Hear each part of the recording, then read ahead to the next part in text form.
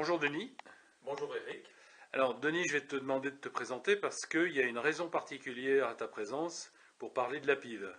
Donc je te laisse la parole. Je m'appelle Denis Brognaud, je suis expert comptable. Je suis expert comptable, mais je ne suis plus en activité. Expert comptable jusqu'en 2011 à Lons-le-Saunier, au cabinet Convergence. Voilà. Et donc la première question que je te pose, c'est est-ce qu'on peut considérer la monnaie locale PIV, la PIV, comme légale ou illégale? Alors, la PIV est un moyen de paiement. C'est un moyen de paiement au même titre, par exemple, que les tickets restaurants. Et donc, à ce titre-là, la PIV est un moyen de paiement qui est autorisé par le législateur, et donc tout à fait, on peut dire légal dans la mesure où il est autorisé. Donc il est reconnu. Ce n'est pas une monnaie à part entière avec un cours, c'est un moyen, un titre de paiement. Ce n'est pas une monnaie, puisque en France, la monnaie légale, c'est l'euro. Donc la PIV est un moyen de paiement qui est autorisé et donc reconnu en tant que tel.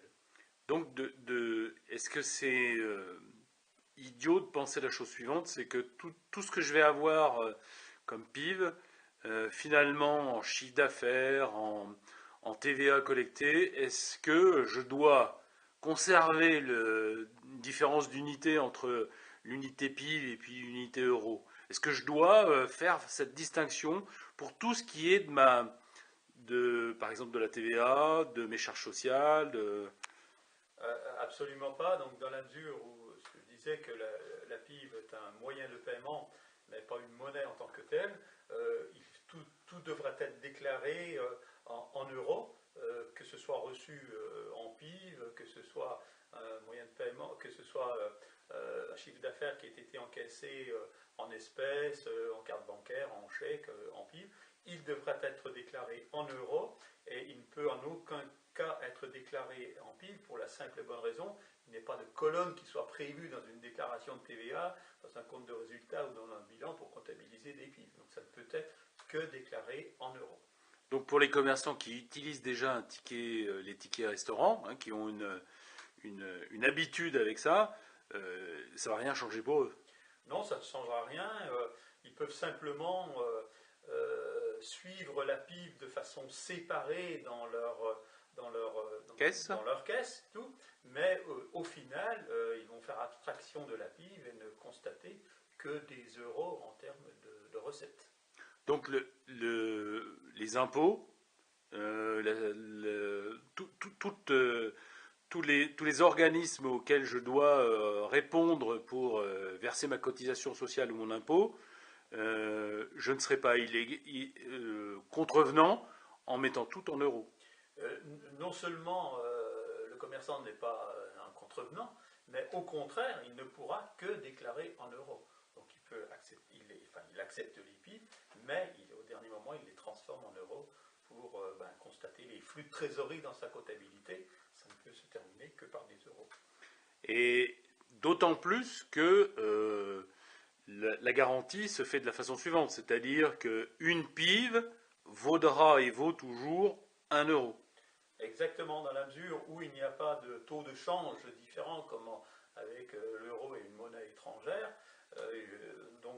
c'est automatique. C'est-à-dire que la transformation d'une PIB en euros se fait simplement et de façon automatique, sans avoir constaté justement des différences de change. Donc ça ne reste que des euros.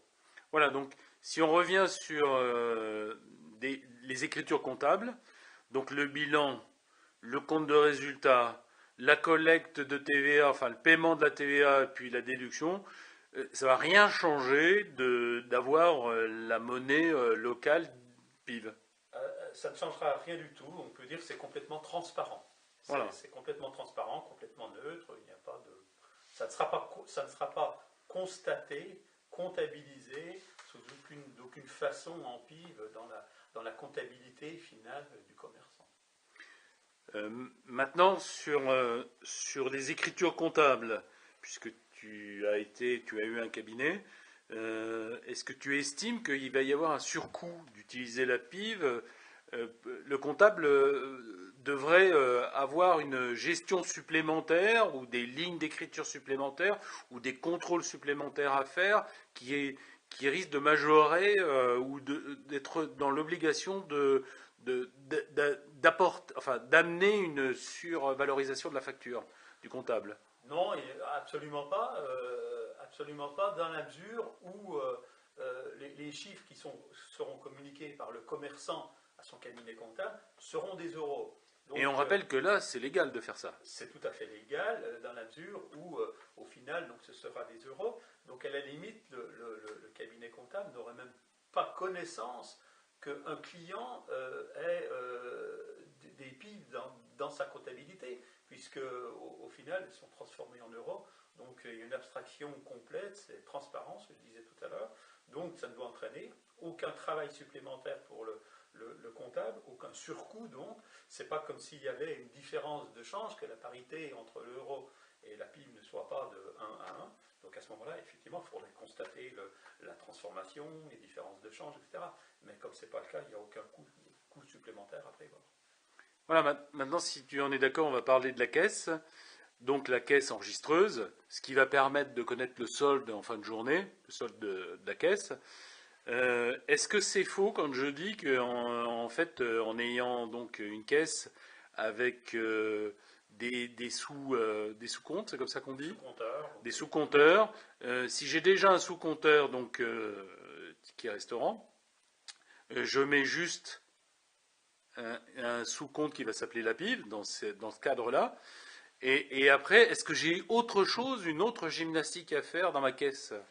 Alors moi, je conseille effectivement pour les commerçants qui reçoivent des PIV, qui acceptent les PIV, c'est d'ouvrir un sous-compteur de façon à enregistrer les paiements dans un premier temps en PIV, et tout simplement le soir, quand ils font leur caisse, quand ils font le solde de leur caisse, quand ils comptent les billets, enfin l'espèce de la caisse, qui puissent dire j'ai tant en euros et j'ai tant en PIB. Ça permet de vérifier tout simplement s'il n'y a pas d'erreur entre ce qu'ils ont comptabilisé dans la journée, les règlements espèces euros et les règlements espèces PIB. Mais après, une fois que ce travail-là est fait, eh bien, ils vont déclarer le chiffre d'affaires, enfin mettre le total de la caisse le soir en euros, puisque c'est ce chiffre-là qui va être transposé dans la comptabilité. Mais pour un suivi, pour vérifier les différentes coupures qu'ils ont dans leur caisse, il est souhaitable de créer un sous-compteur qui comptabilise la PIB. Et en plus, c'est peut-être un élément de gestion intéressant de surveiller au fil des années, de voir l'évolution des enquêtes, enfin des années ou des mois, de constater que la PIB prend de l'importance éventuellement et dire, ben voilà, le mois dernier ou l'année dernière, j'ai eu tant de transactions en PIB, ou cette année j'en ai plus ou moins. Enfin, c'est un élément de gestion qui permet d'en suivre l'évolution. D'accord. Et puis, donc, il y a, d'après de ce que tu peux voir et de ce que tu peux comprendre, il n'y aura pas une difficulté majeure ou un inconvénient majeur à utiliser la PIV. Absolument pas, du fait de cette parité, il n'y a aucune contre-indication, aucune contrainte supplémentaire, aucun coût supplémentaire qui permette enfin qui soit entraîné par le fait d'accepter des règlements en PIB ou de procéder également à des règlements commerçants en PIB. Et puis, il me semble, Denis, qu'aujourd'hui le législateur a demandé aux commerçants d'avoir des nouvelles caisses, mais ceux qui avaient déjà un suivi d'écriture peuvent continuer à utiliser, je vais le dire comme ça avec mes mots, des petits cahiers.